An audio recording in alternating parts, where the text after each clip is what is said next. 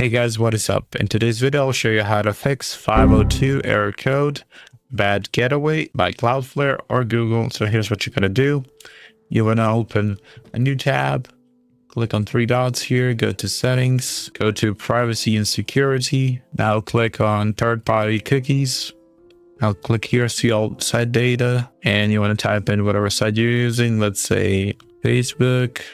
You wanna click here, and after you click it, you're gonna expand whatever site is not working, and you wanna delete the files. Once you've deleted them, you can relaunch the site and see if it works. If that doesn't work, what you can do is click on three dots, go to extensions, manage extensions, and you wanna disable like ad block, any extension that is like interfering with the site. And if that doesn't work, what else you can try is you simply want to open a new browser and try reaching that site, and hopefully it should work. That's it for this video. That's how you fix error code 502 bad getaway. So like, subscribe, comment down below. See you guys in the next one. Bye bye.